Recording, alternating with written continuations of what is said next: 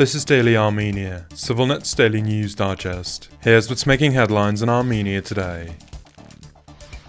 87 members of the US Congress sent a bipartisan letter to Secretary of State Marco Rubio yesterday, urging the Trump administration to support the safe, dignified, and voluntary return of Armenians displaced from Nagorno-Karabakh, in accordance with international law.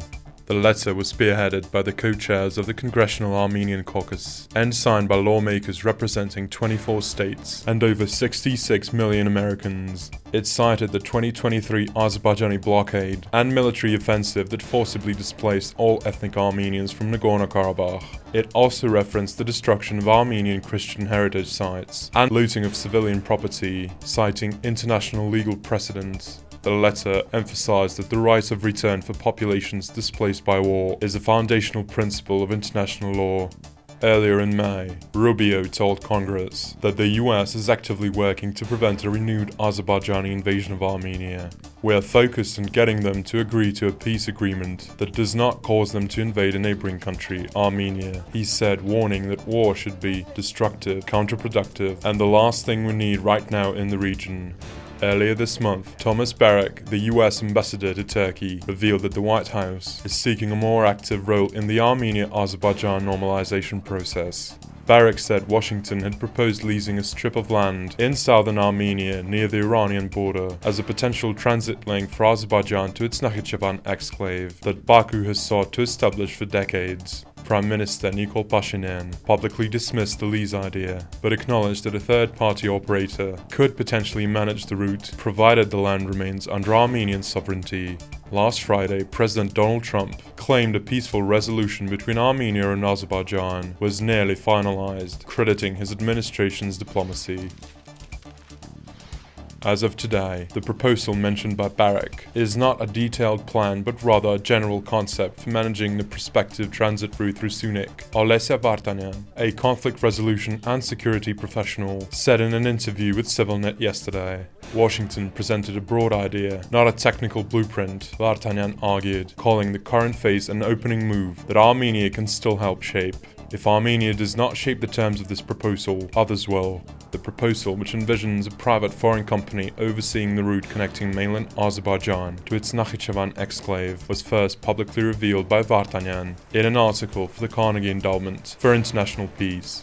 According to her reporting, the US plan builds on a similar European Union proposal and draws from international precedents where third-party commercial operators have been used in low-trust settings. Commenting on Barrack's remarks, Vartanyan acknowledged that the ambassador's language was poorly received, but stressed the need to separate tone from content. This model is used globally in low-trust environments, such as airports, trade zones, and post-conflict areas, she said. The company coordinates logistics. Armenian authorities stay in charge. Vartanyan warned that separating the road issue from broader peace efforts could leave Armenia vulnerable. The real risk is that without guarantees and reciprocity, Armenia stays blockaded, she said. She urged Yerevan to engage with the US plan, not dismiss it. What comes next depends on how seriously Armenia takes the task of defining the rules. The SCC Arbitration Institute in Stockholm, which yesterday ordered the Armenian government to halt its nationalization efforts against the Electricity Networks of Armenia, has explicitly barred authorities from changing the company's management, appointing a temporary administrator, or interfering with its operations. CivilNet learned this from the SCC's official response to our inquiry. At the same time, the arbitrator rejected all other motions filed by the claimants, but did not specify what those motions were. The ruling simply states, all motions not granted above are hereby dismissed. This phrasing leaves open the question of whether jailed Russian-Armenian billionaire Samvel Karapetyan, who owns the power grid, and his legal team requested his release from detention, and if such request was among those dismissed. Karapetyan is represented in Stockholm by a Moscow-based legal team. They have not disclosed the details of the arbitration claim. Karapetyan's allies welcomed the decision as a significant legal victory against the Armenian government.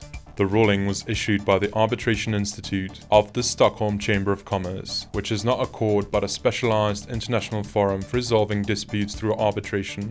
Its ruling will remain in effect unless full arbitration proceedings are not initiated within 30 days or a permanent tribunal is not established within 90 days.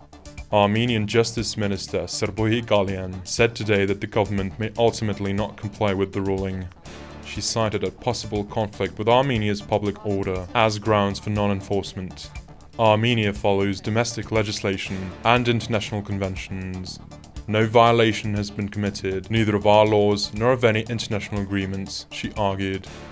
Karapetyan was arrested and jailed last month and is now awaiting trial on charges of public cause to seize power. Armenia's Prime Minister Pashinyan announced that Armenia's monopoly power grid, sold to Karapetyan's Cyprus-based holding company in 2015, would be nationalized. Pashinyan later clarified that ENA would not be run by the state permanently. And as always, please follow CivilNet for the latest news and independent reporting from our contributors on the ground here in Armenia